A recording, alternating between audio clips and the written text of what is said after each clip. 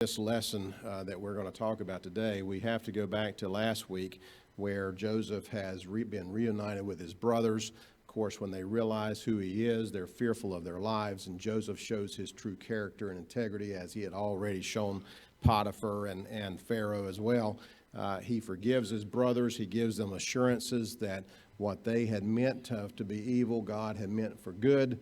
And not to fear him, not to fear the revenge that some would assume would come.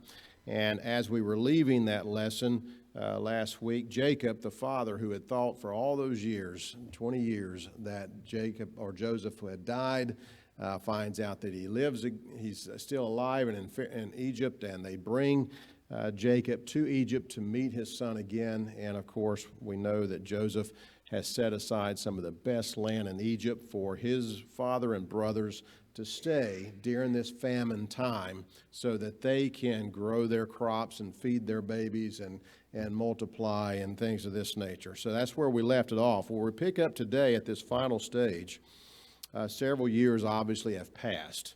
And the families have grown, the families have prospered during these horrible times. The famine is over. And though they still live there in the land of Goshen, they have not at this point gone back to the land of Canaan. They're still there in Egypt, and Jacob is getting older and older, and he's to the point where he knows that he's going to die. Remember his father Isaac, when he thought he was going to die, and he called in his sons Jacob and Esau to give them, to speak to them. He wanted Esau in to give him the blessing. Remember when Jacob deceived him and he got the blessing, and by the time Esau came in afterwards, Isaac said, "I have no more to give. This is all that I have." Jacob's going to do something a little different. Whereas Isaac had the blessing that he was going to bestow upon one child, the eldest, and sadly his favorite, Esau, he had nothing left to give after that one blessing. Jacob's going to do something different. He's going to bring all 12 sons in because he feels this is his final days, and he's going to bless every one of them. He's got a blessing for all 12 sons. Now, some of these blessings are not encouraging. Some of them are discouraging in regards to Reuben, his oldest, where, Reuben had sinned against his father early on, and even though his father has forgiven him because of that sin, Reuben is not going to receive an encouraging blessing. His blessing is that you're not going to excel. Your people will never excel and be prosperous. He goes down the line of all the sons, telling them what the prophetic statement of blessing is upon them. He talks about Levi and the others that Simeon, who they have a discouraging one because they were ruthless and they were destructive. So he talked about how that they would have a very small portion of land when they go back, and Levi, of course, is going to be taken away by God to set aside where they don't have land. They are going to be the priesthood. So he goes through all 12 of these sons, and he gets to Joseph, and he gives Joseph certainly the blessings of prosperity and land and everything. And we know later on that Joseph's two sons, Ephraim and Manasseh, will get the largest part of the land of Canaan in their inheritance when Joshua crosses them over the river Jordan, the children of Israel, and they inherit the land. And it's by lot that they choose, and Joseph's sons get the majority of the largest portion of the property. So, with all that stated, Jacob is ready to die. He's given the blessing out to all of 12 of his sons, and as he's there, you pick up in verse 29, he said, and he charged them and said unto them, his sons, you have to picture, they're all gathered around him, charged them, saying, I am to be gathered unto my people. That doesn't sound discouraging. That's a man who's getting ready to die well. When he is saying, I'm coming to the point of the end of my life. I'm getting to the point where I'm going to be gathered unto my people. He's, in a way, that is the part of dying well. I'm going to where they are. This was before Jesus Christ came to die for us, to give us eternal life in heaven. And this is wherever, to Jacob, wherever his ancestors are, that's where he's going to go. It's a reflective time for him, and not necessarily a sad one. Death can be very sad to people. If they know that they're going to pass away, it can be very sad of the terminality of it or the ending of it. But to him, I'm going to go and be gathered unto my people. Wherever they are, I'm going to be. I remember my father Isaac. I've heard of my grandfather Abraham. I'm going to go where they are going to go. And he's encouraged by it, by saying that. So the charge he makes of them is, bury me with my fathers in the cave that is in the field of Ephron the Hittite. This is the cave that Abraham, when Sarah died, Abraham was in the land of Canaan, and he wanted to find an appropriate place to bury his wife.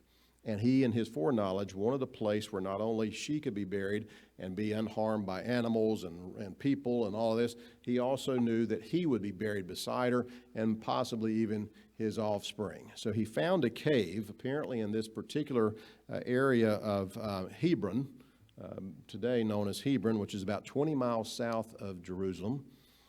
He found, it's a series of caves, and he found a cave there, and it was owned by the owner at the time was a Hittite man who actually had affections toward Abraham and was not willing to even sell it to him. I'll give it to you. Abraham says, I want this cave, I want this piece of field, I want to buy it from you. Oh, you don't have to buy it. I know what kind of a man of integrity you are. You can have it. But Abraham says, no, I'm going to buy it. I'm going to do the proper thing, and he bought it, the Bible tells us. And with that, he went into the cave and he buried Sarah, his wife. And then when he passes away, Abraham's going to be there. Now, in this cave, as we go in verse 30, it says, in the cave that is in the field of Machpelah, in the land of Canaan, which Abraham bought with the field of Ephron the Hittite for a possession of a burying place. And in this particular place, not only is Abraham and Sarah buried, but Isaac and Rebekah are buried there, and Leah, which is Jacob's first wife. It's not the one he wanted initially. Rachel is buried somewhere else where she passed away. She passed away at a place where they had to bury her, and she is buried separately, but Leah is there. Jacob wants to go back to this place of his fathers and be buried in the same cave where Abraham's bones are there, and Sarah, and then Isaac and Rebekah and Leah are there. And this is where Jacob, he tells us in these verses, he tells his sons, I've prepared the place. I've already dug the tomb. I've already prepared my resting place, and I want you to take me out of Egypt that I have been for these years, take me back home, and I want you to bury me in that cave. Kathy, go ahead and throw this picture. This is about 2,000 years ago. Herod the Great, this is the father to the Herod that we know of Jesus' day, the mean Herod. His father was called Herod the Great. He was a great builder. He was the Herod who actually built the temple. The Temple Mount was established, of course, by Solomon and Nehemiah and Zerubbabel. And then Herod the Great would come in and expand it and build it to its largest degree. He also went to this place that he had heard of. Herod the Great was part Jew, and he had heard about this cave, and he wanted to build a magnificent building over the top of the cave for all to see. And what you see in the center part of this, the largest building, this is the area of Hebron. And back in those days, I'm sure you would not have seen all of these houses and all the development that's taken place. This would have been all field and various caves throughout the hillside there. Where they believe that Abraham's cave is located is about 5 stories below that building in the ground. That's where the caves descended.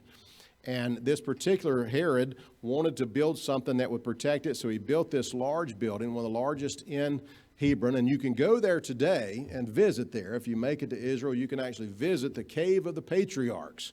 And in here, they believe that they actually have where the bones are. Now, of course, I don't know in my limited study on it. I did not read where I knew they had found bones that had gone back thousands of years, but I don't know how they would have ever determined whose bones and things of this nature. But they do have evidence of bones in this area that go back to that time period of Abraham. Show the second clip there, Kathy. And inside, if you go inside of this building, there's apparently, you see the gates that are protecting it. Under this decorative stone is apparently an ancient stairwell, a rock stairwell that goes down about 5 stories into the earth where the caves are underneath. And at the time, apparently, if you remove this, there's even a smaller hole to get in there. And about 50 years ago, when they really wanted to do some archaeological study, they said the hole was so small that a man couldn't get in it. So they had to lower a 12-year-old girl through this little opening, and where she would go down, and she would, tough little girl, would go in the caves. And she was apparently very good at drawing, and she would draw what she would see and things like this, and they would bring her back up, and she would tell what she had saw. She probably, I don't know if at 12 years old, if she knew the significance of going down into the cave of the patriarchs and looking around and seeing what she can see. When you have spare time, it would be noteworthy to go and just Google Cave of the Patriarchs. You can read all about it, the history and everything. It's very fascinating. But this is where Jacob is wanting to go, not to this building, of course, but to the cave that could have easily, you could have entered at those days to be buried. Now, it says in verse 33, and when Jacob had made an end of commanding his sons, or giving them the knowledge of their blessing, he gathered up his feet into the bed and yielded up the ghost. Man, he could even trigger in a way. If you read that straight way, he knew right to the very breath that he was going to, I'm done here. I'm going to pull my feet in my bed and I'll see you later. I mean, I wish I had that kind of control. But, a lot of the scholars believe that this is more of some symbolic language where he knew that his time was short, and he had sat on the edge of his bed to give his blessings as he puts his hand on their heads. And then after that, he covers himself back up, knowing that his time is short. But the Bible tells us that he breathed his last, he yielded up the ghost, and was gathered unto his people. So he's dead. And if we continue reading chapter 49, we realize that in the first part of chapter 50, the last chapter of the book of Genesis, we see that Joseph hears about it and weeps, as all of them did. They're mourning the death of their father. Death in those days was to be mourned. They had certain rituals that they would operate with, and if you see death in the Middle East today on television, on the news, you will see that there is a very emotional outcry, an outpouring of emotion with any death that these folks have. But obviously this was something that meant a lot to them. And Joseph, knowing what his father wanted, to go back to the land of Canaan and be buried, he was going to make it happen. He had the power to do it, but he wanted to ask permission to do it. And in the first part of chapter 50, he asked Pharaoh, through some of his officials, to go to Pharaoh and ask a favor of him, that my father Jacob, who even Egypt appreciated. They loved Jacob himself. I mean, even though he was not Egyptian, and normally Egyptians and Hebrews did not mix, even they had some affinity towards Jacob, simply because he was the father of who they basically had adopted as one of their rulers, as Joseph. So as Joseph goes and asks permission to, as he asks permission to take his father back, Pharaoh gives that. And I want to read a little bit here. And it says, and Joseph fell upon his father's face and wept upon him and kissed him. And Joseph commanded his servants, the physicians of the day. These are Egyptian physicians, to embalm his father. He knew immediately when his father said, I want you to take me back. That's 275 miles from Egypt back to Hebron. Now, if you're walking, it's going to take a while to go 275 miles by foot.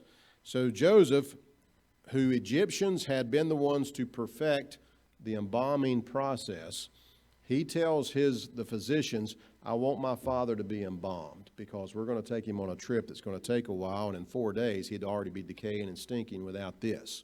So they embalm Jacob, the first of the patriarchs who actually go through this process.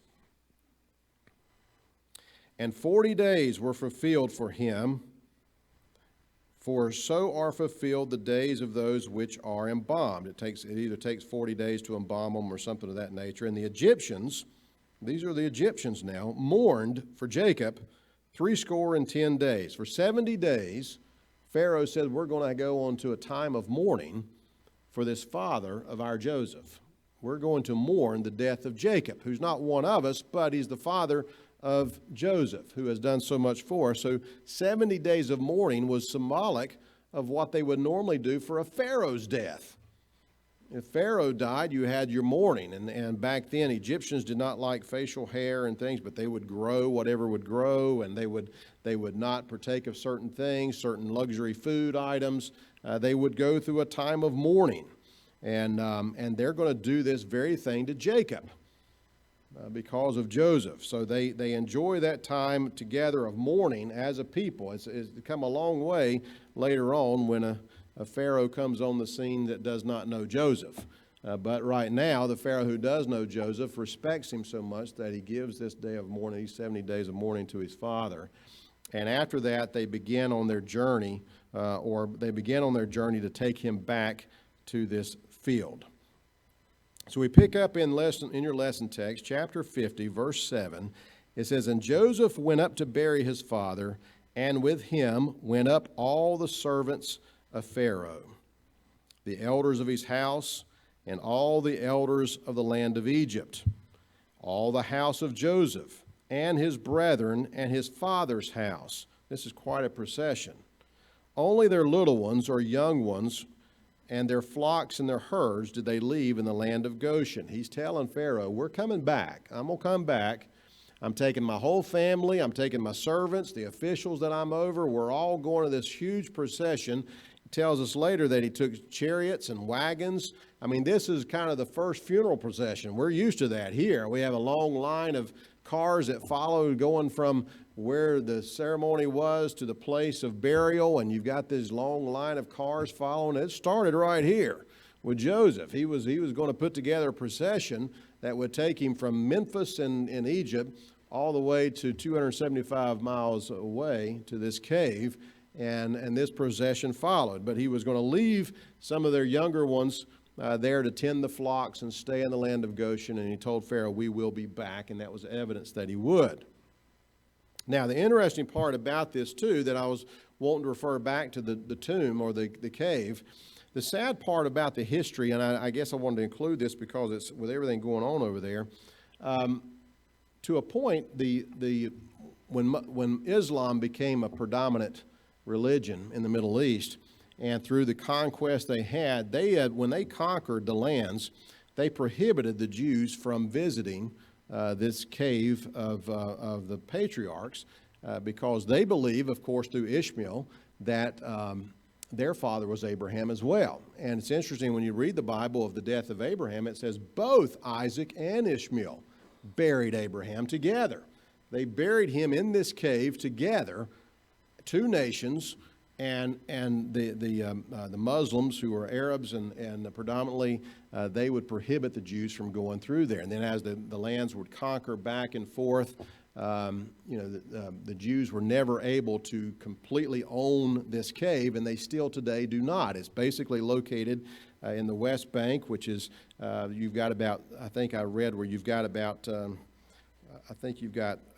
700 Jews that live there amongst 200,000 Palestinians, and the Palestinian Authority, governs the cave, and they only allow Jews to go and worship there on certain days, 10 days out of the year, and they can only go to the section of the building that gives honor to Isaac, which is their father, not to the rest of it. So they are still restricting Jews to a certain degree. Now, as a tourist, you can go and you can visit the whole thing. You can pay your tourism fee, and you can go through the whole building. But there's that animosity there, and it's sad, but it just shows you the conflict that has continuously been throughout all the ages, even to the point of where the burial place of Abraham and the patriarchs are. I wanted to bring that up because it's played into this whole thing that we're seeing play out in the next few weeks with this with Israel getting ready to go into that West Bank area. All right. So as they gather this procession and they go to this cave, it says his sons did unto him according as he commanded them. They buried him in the cave, and they sent, and as they returned back to Egypt, the sons began to talk to themselves.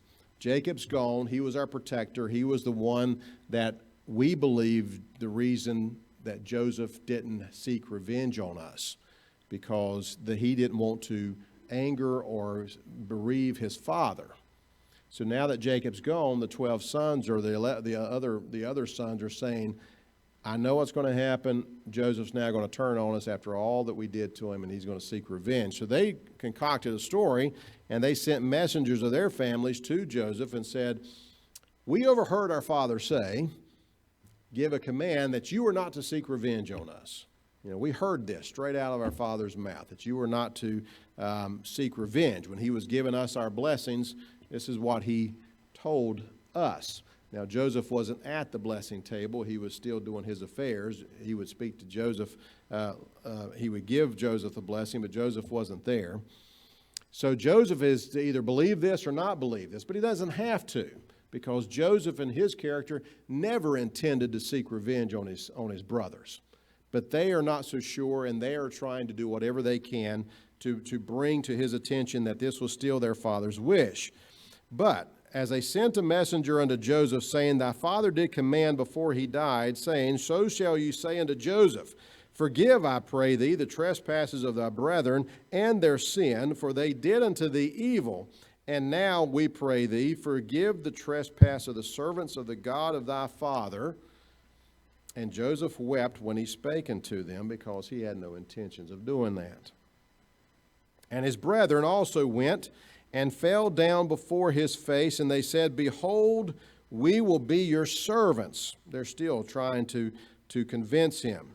And it's interesting. Remember when Joseph was a youngster, and the reason they didn't like Joseph as older brothers, because he always would tell them the dreams that he had, and these dreams always kind of showed them bowing down to him. Remember, one of the dreams he had was that the 11 stars and then the sun and the moon would bow down to me. And I had this dream that 11 stars and the sun and moon all bowed down to me. And isn't that interesting? And the brother said, I can't stand this kid. He's wanting all of us to bow down to him. And even Jacob says, why do you give me all these, even your mother and father are going to bow? Now the sun and the moon have passed away. They're dead. So that leaves 11 brothers. And right here, not knowing it, they've just fulfilled his dream. Those 11 stars have come and they've bowed before him. The sun and moon are gone, and the 11 stars are bowing before Joseph, fulfilling the dream he had when he was 17 years old. And Joseph said unto them, fear not, for I am in the place of God. I am where God wanted me to be all along. What you have done, may have been evil, but God has turned it for the good, because I am standing where he's wanted me to stand from the beginning. I'm doing what he has asked me to do, because it was a purpose for it. It says, but as for you thought evil against me, but God meant it for good, to bring to pass, as it is this day, to save many people. God wanted me. God wanted the Jewish person, the Joseph, he gave Abraham the promise that through your seed, nations will be blessed. Those that bless you will be blessed, and those that curse you will be cursed. And many nations will be blessed by you. Joseph is in the role of blessing other nations, because he's prepared for the years of famine to pour out the blessings of what Egypt can grow onto all these other nations. And it's through Joseph and his knowledge that is taking place. Now, therefore, fear not, I will nourish you. I'm going to take care of you while you're here, and your little ones. And he comforted them and spake unto them kindly.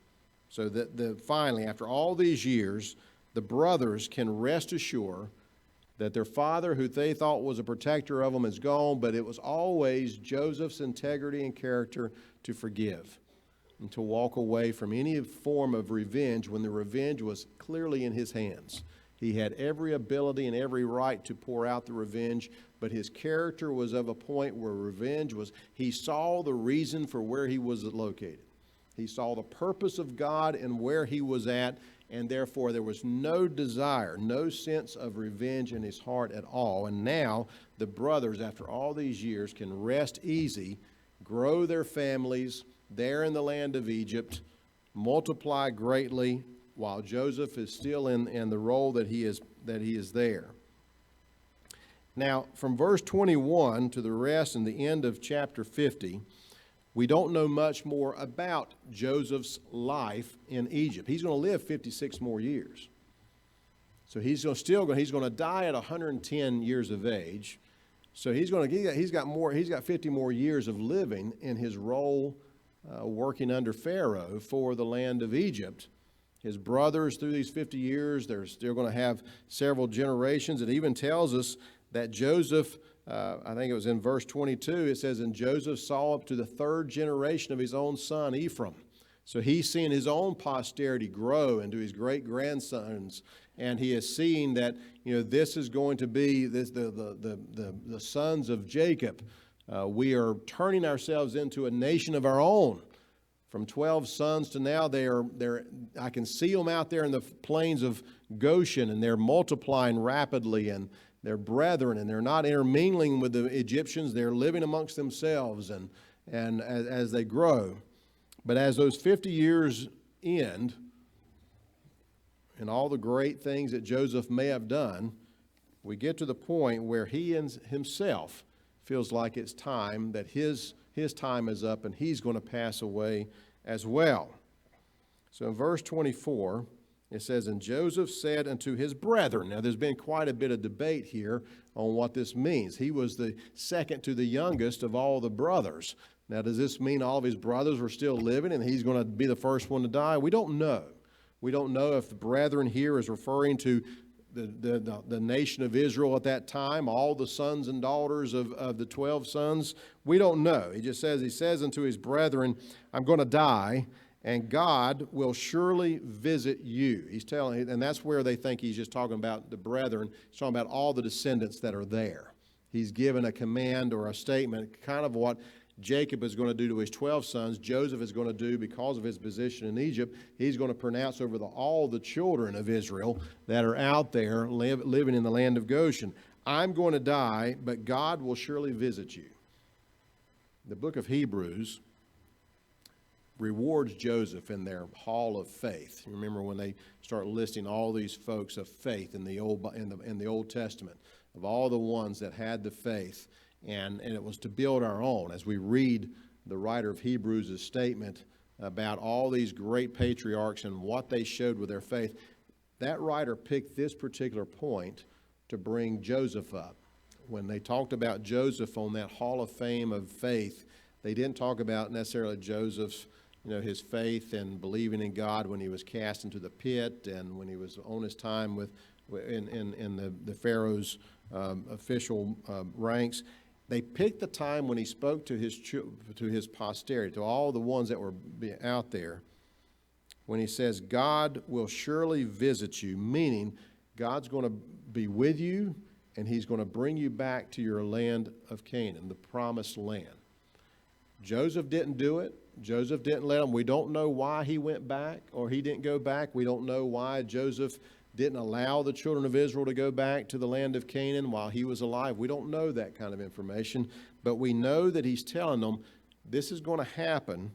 He's going to bring you out of this land unto the land which he swore to Abraham, to Isaac, and to Jacob.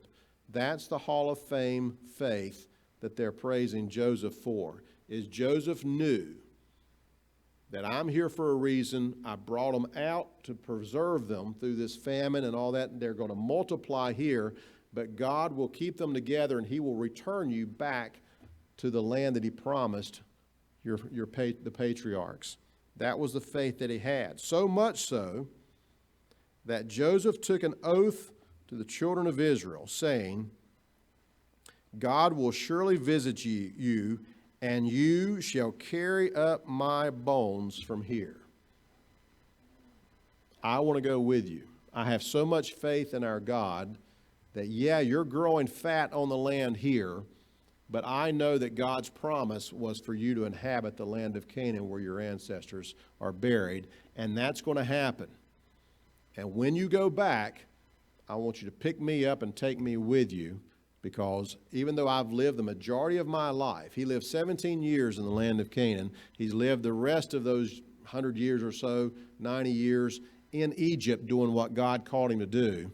But when I die, I'm going to die now, and I'm going to stay here with you. But when you go, I want you to pick my bones up and take them with you. And it says that, and so Joseph died, being 110 years old, and they embalmed him so that his body would not decay. And he was put in a coffin in Egypt. They didn't bury him in the ground. They didn't bury him in a cave. They put him in a coffin ready for transport. Put him in a coffin that they could gather together whenever that day was going to take place, and they could put him on a wagon and take him back to his ancestral home. All of that predetermined by Joseph. This is what we want. I believe in my God. I know what he's going to fulfill. I don't know how. I don't know when, but I know it's going to happen, and I want this to be a word of mouth testimony that whenever y'all go from generation to generation, be it known unto you that I'm going to go back with you, and I'm going to be embalmed. I'm going to put myself in a coffin so that no animals can get to me, and you're going to take me back. No one at that time, other than possibly Abraham, when Abraham received the word from the Lord that his people would spend 400 years in a land that's not their own. Joseph may have known that, but I don't know if he would, if he did or he didn't. But 400 years are going to pass, because as Joseph dies and the children of Israel continue to grow and expand, and a new Pharaoh comes in that doesn't know Joseph, doesn't honor Joseph, doesn't know Jacob. All he knows is these people over here are getting bigger and bigger and bigger, and they're going to form themselves into a mighty army, and they're going to overtake us, and we're going to enslave these people. And for 400 years, they are enslaved, growing the whole time, and from one generation to the other, they're telling the traditions of the land of Canaan, where their patriarchs are buried. They're telling the stories of how Joseph was placed in this place of honor so that he could preserve us. All the time that they're captured and enslaved, they're talking to each other, telling their children, telling their grandchildren that the promises are that we're going to have a land of our own, and God's going to take us out of here. And our father Joseph, who is buried, or he's not buried, he's in a coffin somewhere in an Egyptian tomb or whatever, we're going to take him back with us. And after 400 years, we know the story of Moses coming on the scene. And when Moses said, when he did the contract with Pharaoh of we're not only going to leave, but we're going to take some of the goods, the golds and the silvers and all of that from your people, but Moses knew for a fact we're going to take that coffin that's been sitting there for 400 years with the bones of Joseph in it. We're going to take it back with us.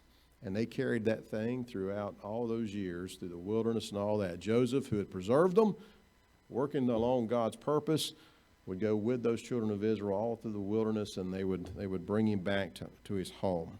It's been a good group of lessons, because it shows us not only the promises of God, but the durability of God, no matter what we may do to mess it up, and how that God can take things that are evil and turn it around for good, because his purpose is secure and his purpose is going to take place. What we're seeing in Israel today has not taken him by surprise. We don't know what's going to come out of this in the next few weeks. We have no idea, but he does.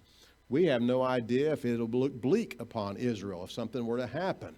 But we know that in the end, God will turn it around to fulfill his will and his purpose. We're going to stay with God. We're going to continue to pray for them, and we're going to pray for God's will to be done, and we're going to stay in his pathway no matter what happens. And we will see, once again, the same God that led these patriarchs through their lives is going to still lead their descendants today, even though so many of them reject him, reject his son. But yet his will is there, and he has a purpose for the future. So as we leave this set of lessons, next week we're going to turn the page completely, going from the historical account of Old Testament. We're going to spend the rest of the next 6 weeks talking about today's issues here in America, and how we as Christians are to take a stand on some of the issues that are so controversial and so prevalent and growing. The next few weeks, as I looked ahead, these are lessons that I myself am going to have to spend time, because it's pretty easy to know where we stand with the Word of God on these issues, but I want us to really grasp on how these issues are changing society.